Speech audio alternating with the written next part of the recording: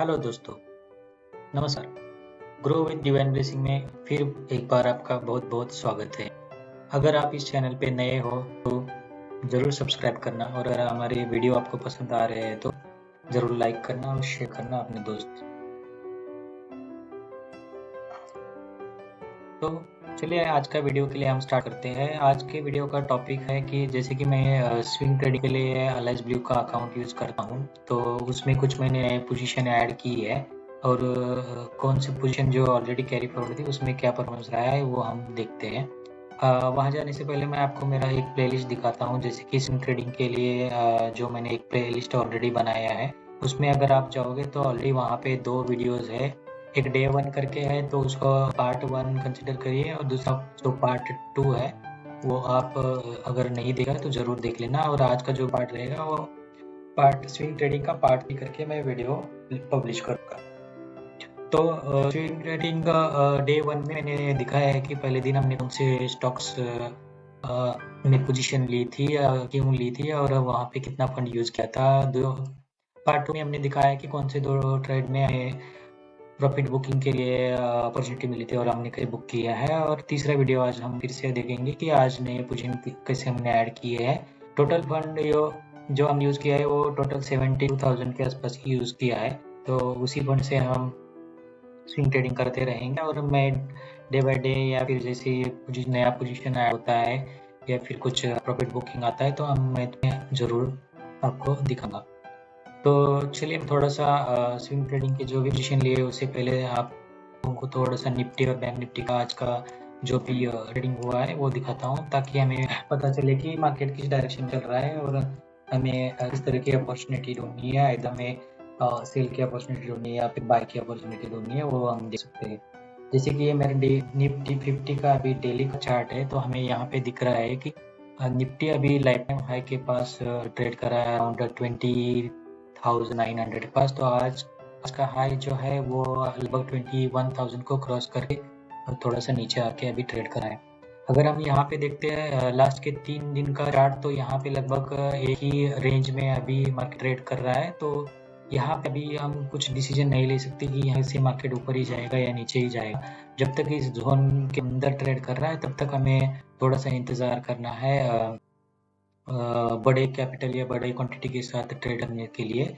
अगर ये यहाँ से नीचे या फिर एक डेली में कैंडल क्लोज होती है तो उसके बाद हम थोड़ा सा सोच सकते हैं कि मार्केट जहाँ से गैप छोड़ के गया था वहाँ तक आ सकता है और यहाँ से फिर पुल बैक करने का कोशिश कर सकता है। अगर यहाँ पे नहीं आ रहा है तो हम इंतज़ार करेंगे कि कोई कैंडल ये डे या रेंज के ऊपर क्लोज हो जाए या फिर इसके ऊपर डेली ट्रेड करने के लिए अगर जाएंगे तो उसके बाद नीचे आके फिर हम रिट्रेसमेंट के बाद यहाँ पे हम कुछ पोजीशन ओपन करते हैं या फिर यहाँ पे जो भी ब्रेकआउट कैंडल के हाई की ओर कर सकते हैं। तो ये सिमिलर लॉजिक रहेगा अगर निफ्टी में आप कुछ ट्रेड करते हो तो उस केस में।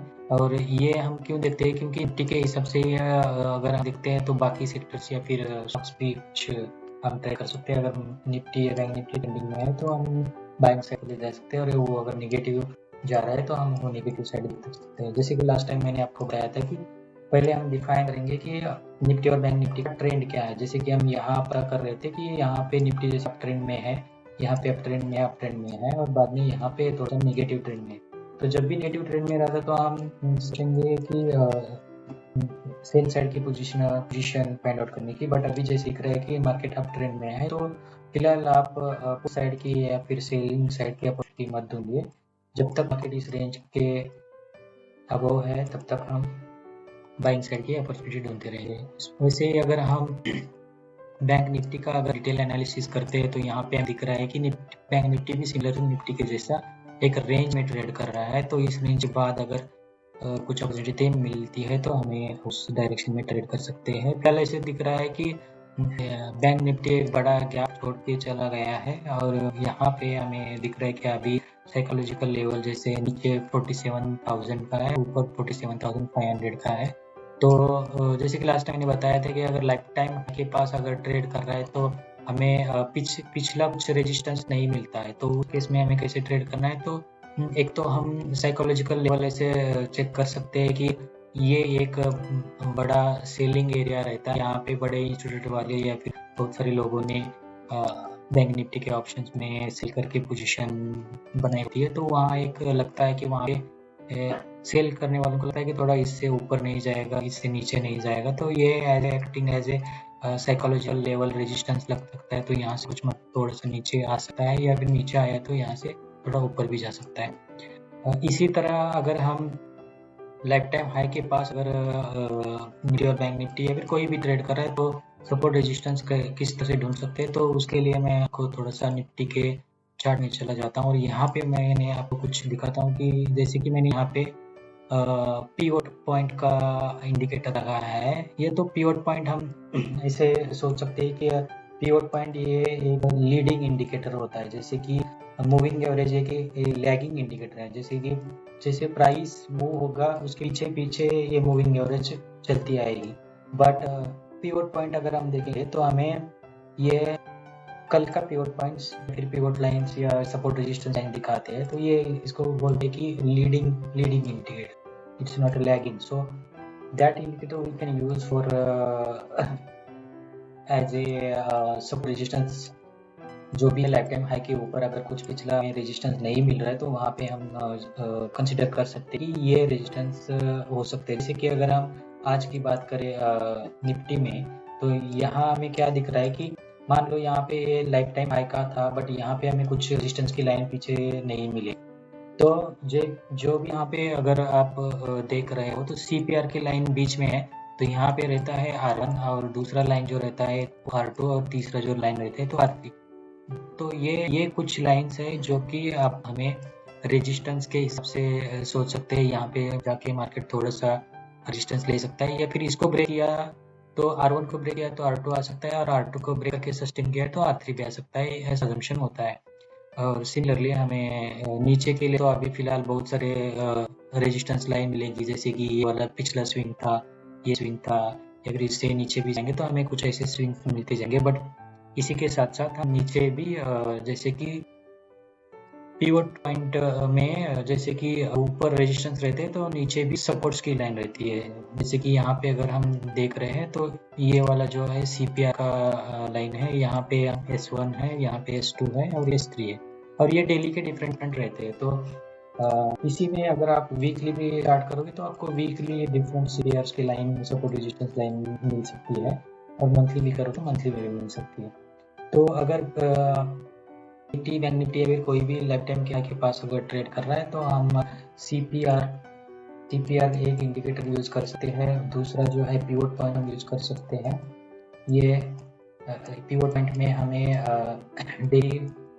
डेली के पिवट पॉइंट हम देख सकते हैं, या फिर वीकली पिवट पॉइंट देख सकते हैं, या फिर इसमें हम मंथली भी पिवट पॉइंट देख के कुछ सपोर्ट रेजिस्टेंस लाइंस हम ढूंढ सकते हैं। इसके बाद स्टैंडर्ड पिवट रहता है, उसके बाद फिबोनाची का पिवट रहता है, स्टैंडर्ड पिवट रहेगा, उसके बाद फिबोनाची पिवट रहेगा, और कैमरिला पिवट जो कि एक फेमस इंडिकेटर भी माना जाता है। कैमरिला पिवट का आगे जाके मैं आपको कैमरिला पिवट की और या फिर स्टैंडर्ड पिवट पे से ट्रेड ले सकते हैं, उसके लिए बैक टेस्ट और हम लोग ट्रेड की अपॉर्चुनिटी भी ढूंढ सकते हैं। तो हम उसके लिए जरूर एक दिन वीडियो बना के आपको जरूर बता दूंगा।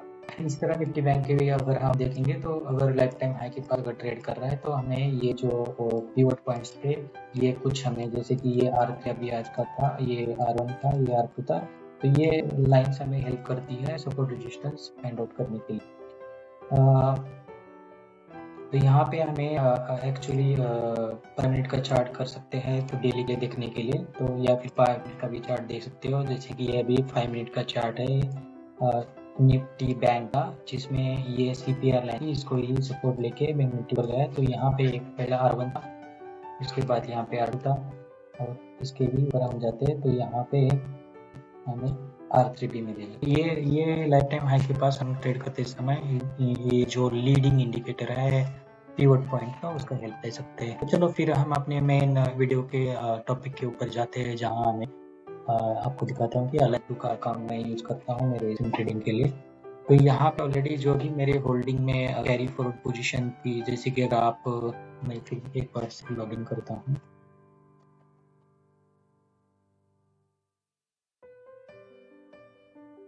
यस दोस्तों, तो मैंने लॉगिन किया है। एक बार मैं यहाँ पे आपको सिर्फ हाईलाइट करना चाहता हूँ कि जैसे आपको भी पता होगा, अगर आप जीरोधा या फिर एंजल बुकिंग में या फिर एलआईसी बुकिंग में कहीं पे भी अगर आप अकाउंट लॉगिन करते हो तो ये मैसेज ज़रूर आता है, जो कि हमारे आई थिंक आरबीआई ने कंपलसरी किया है सब ट्रेडिंग ब्रोकर्स को कि ये मैसेज आप पॉपअप में डाल दो कि थोड़ा अवेयरनेस बढ़ जाए, जैसे कि हम 90% लोग जैसे लॉस में रहते हैं। तो ये जो लॉस में रहने वाले जो भी लोग हैं, जैसे मैं भी इनमें था, तो ये कौन रहते हैं, जैसे कि हम डेली ट्रेडिंग सिर्फ डेली ट्रेडिंग पे करते हैं, विदाउट एनी लर्निंग जैसे करते हैं, कुछ अपना हम एक ट्रेडिंग का सेटअप नहीं होता है या फिर रिस्क रिवार्ड हम फॉलो नहीं करते हैं। अगर ये सब कुछ चीज़ें हम कर रहे हैं तो हम उसी कैटेगरी में फिर से रहेंगे, जैसे कि 90% लोग जैसे लॉस में रहते हैं तो उसी में रहनी। अगर आप सीख के कर रहे हो, कुछ मनी मैनेजमेंट फॉलो करके, कुछ स्टडी करके कर रहे हो, कुछ सीख के कर रहे हो, तो ज़रूर आप एक ना एक दिन प्रॉफिट में ज़रूर आओगे, और ये हमें उस केस में इग्नोर कर सकते हैं, जैसे कि मैं यहाँ पे अभी प्रोसीड करके जाता हूँ। तो चलिए देखते हैं। आपको ऑलरेडी पता होगा कि जो मेरे पास 72,000 का फंड मैं यूज़ कर रहा हूँ स्विंग ट्रेडिंग में, उसमें ऑलरेडी 51,000 के आसपास कुछ पोजीशन ओपन की थी। उसमें दो स्टॉक्स हमने ऑलरेडी प्रॉफिट में क्लोज किए हैं, और जो बचा हुआ 20,000 का आज मैंने पोजीशन ओपन की है, तो मैं आपको दिखाता हूँ। वहाँ जाने से पहले मैं आपको जो भी पोर्टफोलियो में ऑलरेडी जो करंट कंडीशन है उसके ऊपर थोड़ा सा परफॉर्मेंस दिखाता हूँ। जैसे कि यहाँ पे HDFC में हमें अभी 6.71 का परसेंट के साथ प्रॉफिट हो रहा है, और SBI में हमें 3.55 का हो रहा है। नीचे वाले थोड़ा देखते हैं कब हमें अपॉर्चुनिटी मिलती है क्लोज करने के लिए, बट फिलहाल अभी हमारा फोकस रहेगा SBI और HDFC बैंक में।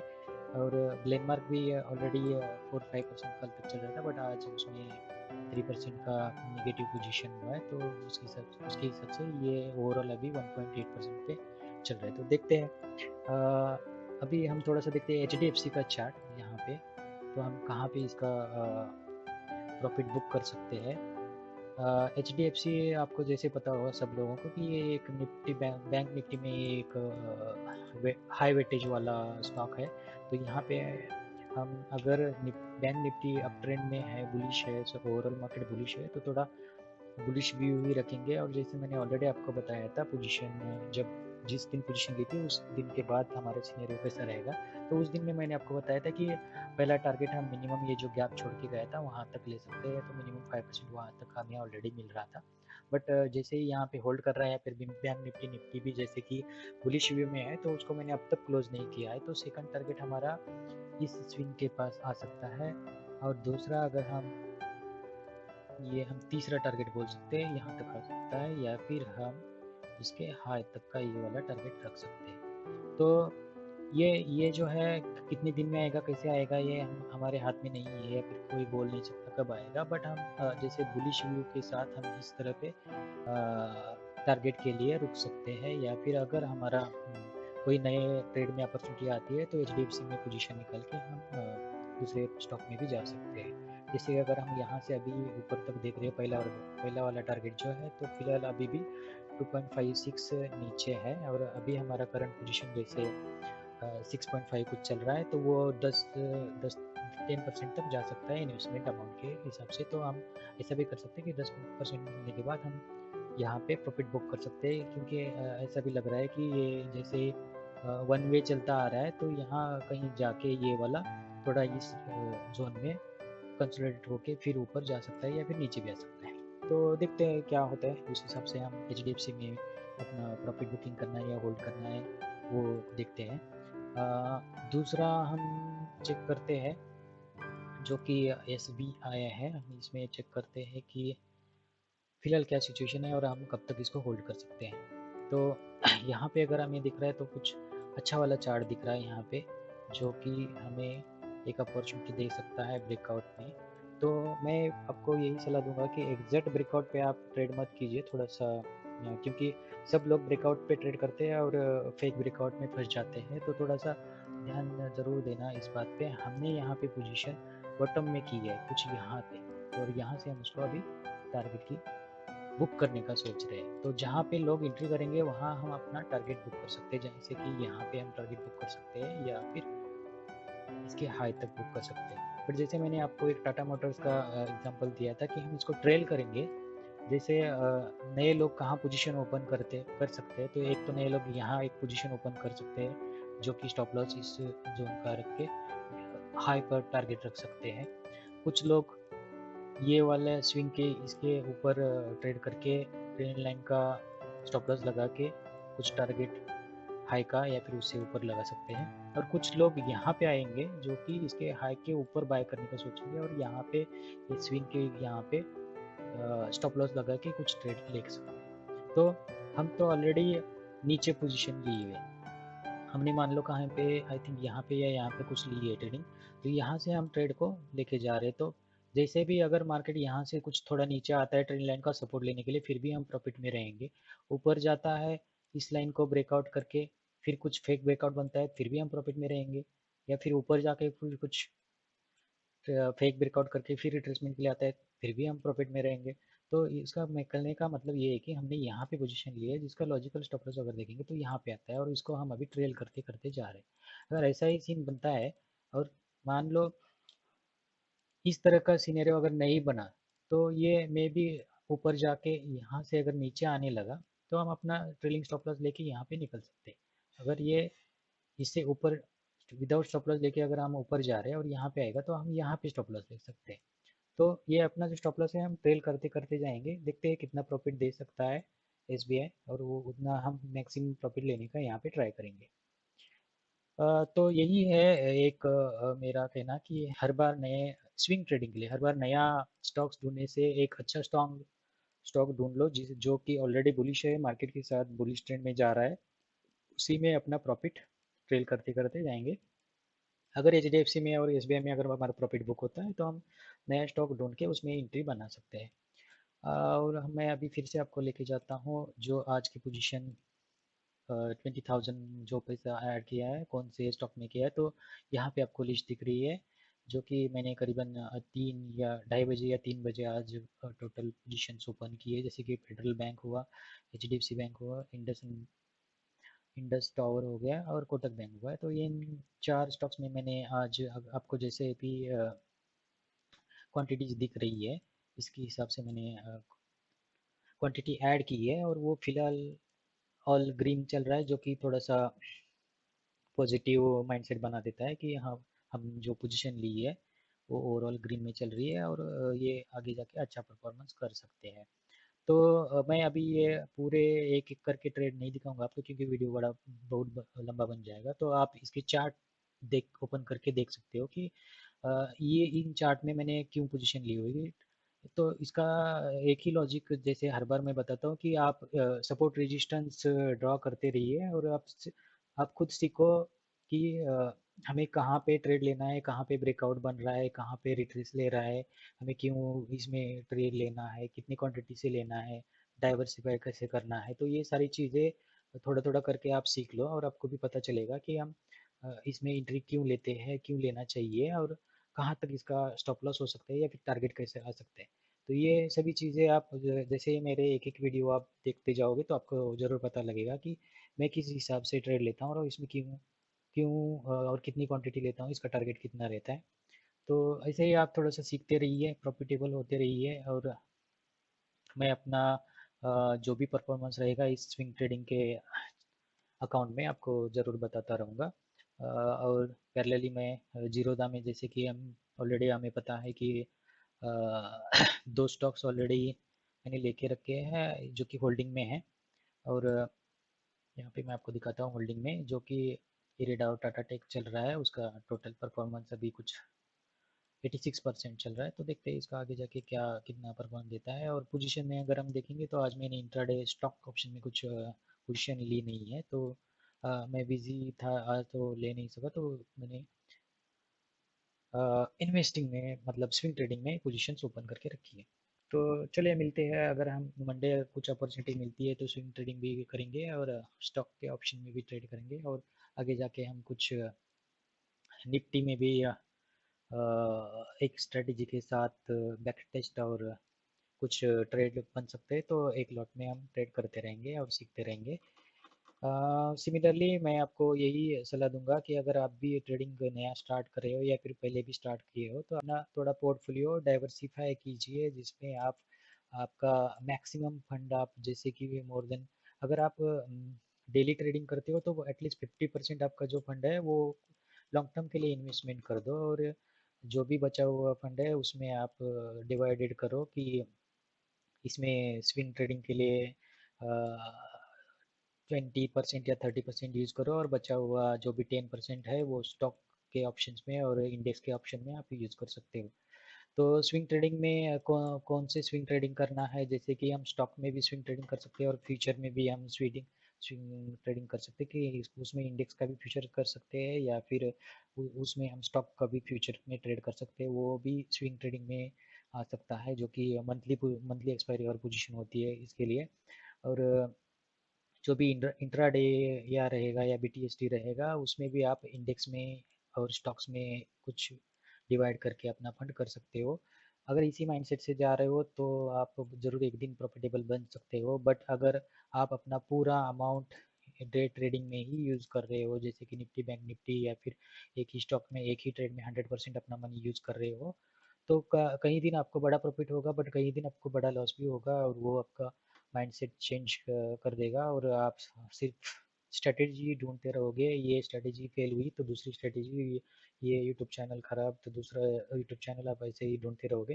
तो इससे थोड़ा सा दूर हो जाइए और अपना खुद का स्ट्रेटेजी बनाइए, खुद का ट्रेडिंग प्लान बनाइए और उस हिसाब से कुछ ट्रेड करते रहिए, सीखते रहिए, और ऐसे ही हम मिलते रहेंगे और अगले एक नए वीडियो में नए टॉपिक के साथ। और ट्रेड करते रहिए, सीखते रहिए, प्रॉफिटेबल होते रहिए। थैंक यू, धन्यवाद।